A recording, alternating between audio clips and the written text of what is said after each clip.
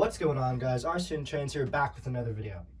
And I uploaded a video probably that looked pretty similar to this about 6 months ago, giving my first impressions on this Traxxas Rustler 4x4 VXL. And that is when I first got it. You can tell from the name, first impressions, yes, that is when I first got the car. But now it is about 6 months later, and I want to give an update on that first impressions video and how everything has held up. From that video, on this channel, that video actually did pretty well, views-wise. So I want to thank you guys for that. But that is one of the big reasons why I'm bringing you the 6 months update. So the mission from the start of this car was to keep it mostly stock. I have, multiple other RC cars that are just maxed out, fully RPM, got castle systems in there. Just don't need upgrading. So for this car, and that was sort of the mission, just to see how well one of these newer Traxxas 4x4s held up. Just since they've sort of had time to perfect their formula when they put together one of these cars. So I just wanted to see how it did out of the box, just how it held up. So I have to report pretty good things about this RC car. When I did upgrade stuff, it was only when it broke, and from what you guys can probably see, really not much is actually upgraded on this RC car. I did run some paddle tires on this car when it snowed here. They were the Traxxas brand ones though, they're the only ones in stock. But I do have the stock tires back on here, which I have found are the best tires for this RC car that I've found so far.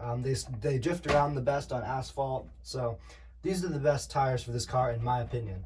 I have tried trenchers, belted trenchers, and Badlands, all 2.8s on this car, and haven't liked them nearly as much as the stock tires. So that is what I have to report on that. The clipless body system. This is the first car I've had that has the clipless body system. Not bad. Could be better. I prefer clips or the little, the Perline little caps. But this is a cool, novel idea. Moving on to the inside of the RC car. Not much has really changed in here. One annoying thing is you have to add a piece of foam or some pieces of foam on the battery tray to run a 3S pack in here. Because the stock one is too small and this one is too big. So I don't know what they're thinking on that. Even their own Traxxas branded batteries do not fit in this thing with either of the battery trays, which is horrible design in my opinion. But other than that, not much has changed. I did add a dual Integy fan that has a heat sink on it. That is because I am actually running the high-speed pinion, because I found this car out of the box did not have enough wheel speed to actually backflip. So that is a big problem for me, so I added the high-speed pinion, and then that overheated the motor, obviously, it probably should. And then I got these dual Integy fans, which cool down this motor a pretty good amount. It still runs pretty warm when I go out and just drive it on the street, and then even warmer on some more off-road conditions where it sort of bogs. The ESC is the VXL 3S. I mean, it's just the standard Valenion, you guys probably know the jazz. With this, it's a pretty basic, non-censored ESC and motor. 2S and 3S capable. I think it's a 2500 kV motor or 28. I think it's 25 actually. It's 4-pole, it's the newer modern ones. So yeah, for electronics, everything is held up pretty well. I know there are a lot of horror stories with the VXL systems from Traxxas, but I've actually never had any problems with the Valenions. Granted, I don't actually really care for them too much. I usually swap them out as soon as I get an RC car. If I do get a Traxxas car like this, I usually swap them out, but I wanted to give these a chance.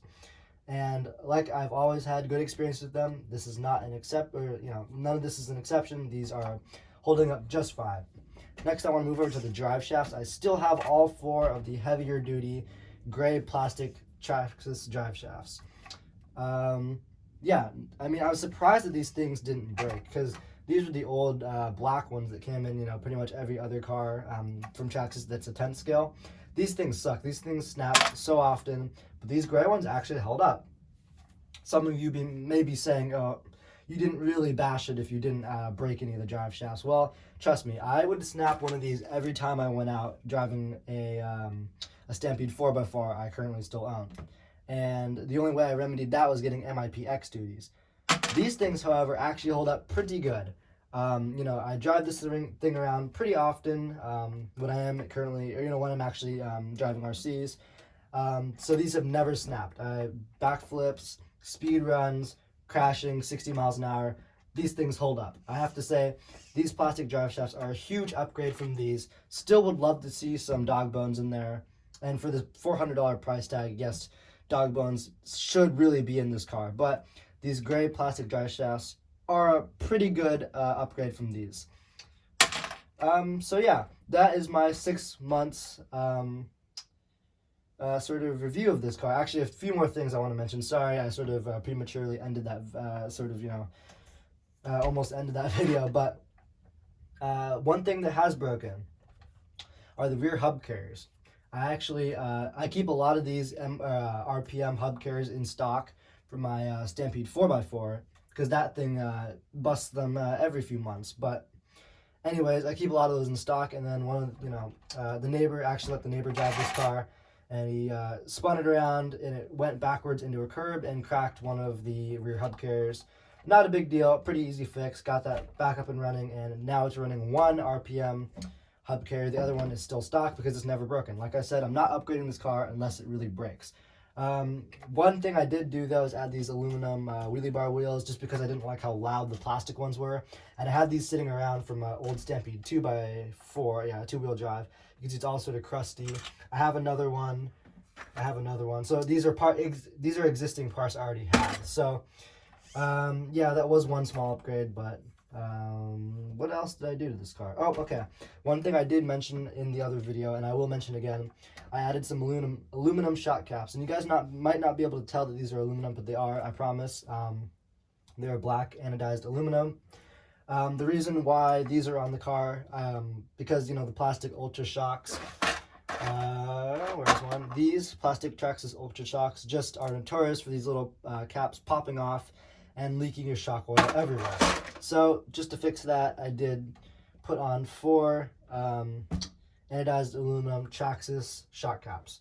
That is all that has been done to this car, and the driving experience of it has been pretty positive. I have to say, it doesn't backflip as easy as a Stampede would because the wheels are a little smaller, and yeah, the gearing I think is a little lower than a stock Stampede actually would be. But it's not really for that sort of stuff. It definitely is a basher, don't get me wrong, but it is based more on that sort of truggy side of things than actual monster truck, you know, attempting to be a monster truck side of things. So this thing is a little quicker than the Stampede 4x4 out of the box. So yeah, that is my 6-month update, and I'm glad some of you guys have still stuck around this channel. As you guys know, I don't actually post much RC content on YouTube anymore. Most of it has actually gone over to Instagram. I will link my Instagram in the description or leave the username. It is RCBasher_. No spaces, just RCBasher_. So that is my Instagram. I do post pretty much daily updates and actually go live on there almost every day. So if you want, please go check that out. Follow me, you know, just join for one of the live streams. That would be awesome. I really appreciate everyone who stops by in those live streams because, you know, we just get to chat. We just, you know, talk about how life is going during the coronavirus and how our seeing affects that, you know, life. So anyways, guys, I want to thank everyone who's watching this video right now because it is a 6-month update, and that is quite a long time. So yeah, I'm going to close this video out. Hope you guys enjoyed this video, and I'll see you guys in the next video.